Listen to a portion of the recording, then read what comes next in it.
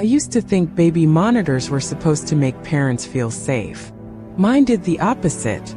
My daughter, Emma, was barely 6 months old when the voice first came through. A soft static, then a whisper. At first, I thought she was just babbling. Babies make weird sounds, right?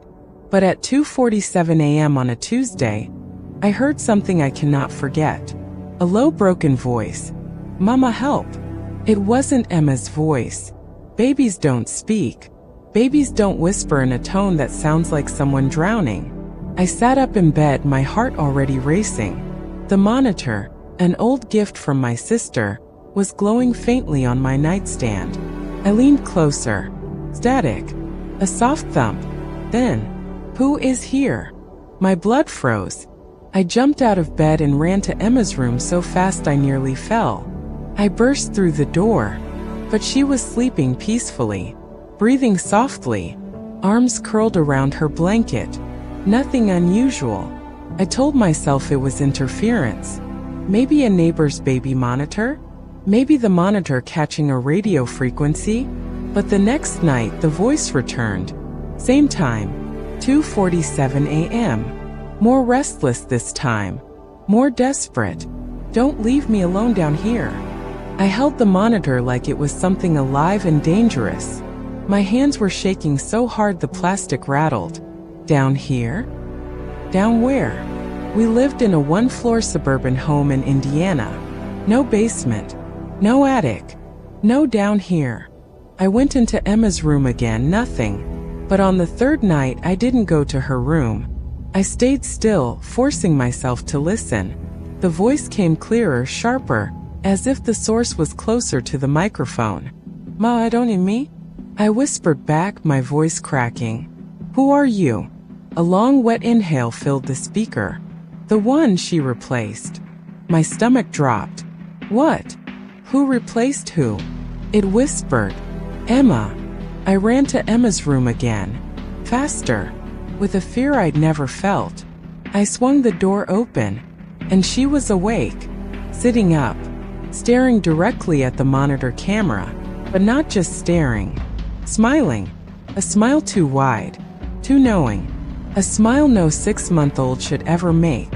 My hands trembled so violently I nearly dropped the monitor. "Emma? Baby." But she didn't look at me. She kept looking at the camera, as if she could still see the voice behind it. That night, the voice didn't return. But Emma did something worse. She started talking. Just one word at first. "Him." She'd point at the monitor and say it. Every morning. Every nap. Every time I put her down. I threw the monitor away. By the next day, it was back on her dresser. I swear I hadn't brought it in. My husband hadn't either. Nobody else had access to the house. I unplugged it. The screen stayed on. I smashed it with a hammer.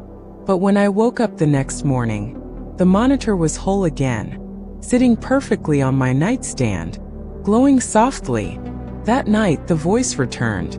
"Thank you for bringing me back." I screamed and unplugged it again. But the voice continued, as if the device didn't need power anymore. "She replaced me. Now I want you to see." "See what?" I cried. There was a rustling sound, like something dragging. Then a child's voice, this one faint, scared, like the trembling cry of a toddler. "Mommy, it's dark, where are you?" That voice was identical to my daughter's, but Emma was in her crib, sleeping again. I felt my soul leave my body. "Who are you?" I shouted. The answer came like a knife. "Your first daughter." My breath stopped. I had never told anyone. Not my husband, not my family. Before Emma was born, I had a miscarriage. It nearly destroyed me. The grief, the guilt, the crushing pain of losing a baby I never even got to hold. But the voice on the monitor was the exact age she would have been today. "Why didn't you keep me?" it whispered. I didn't have a choice." I cried. "I wanted you. I still think about you every..." The voice cut me off. "You forgot me." "No. You replaced me." The monitor began screeching, a high piercing sound that felt like claws inside my ears. Emma woke up screaming. I sprinted to her room. The door slammed shut behind me the second I entered, locking itself. The monitor was on the floor, its screen glowing brighter than any device should be able to. A shadow began forming on the screen, small, curled up, like a child sitting in a corner. The voice hissed, "Let me in." Or let her out. Let who out? Emma began screaming louder, reaching toward me, desperate. The shadow moved, slowly rising, taking shape. A little girl, hair hanging forward, face hidden.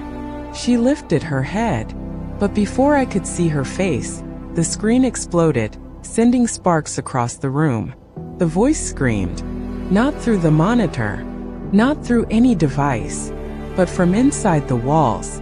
"You can't keep us both."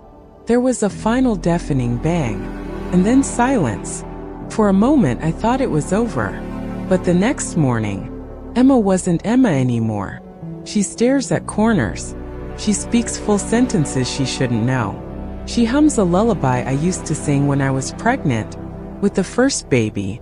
And sometimes, when it's quiet, I hear two voices coming from her room, one calling me Mama, the other whispering, "She replaced me, now it's her turn."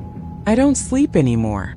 I don't dream, because I know, one night soon, one of them is coming for me, and I don't know which one.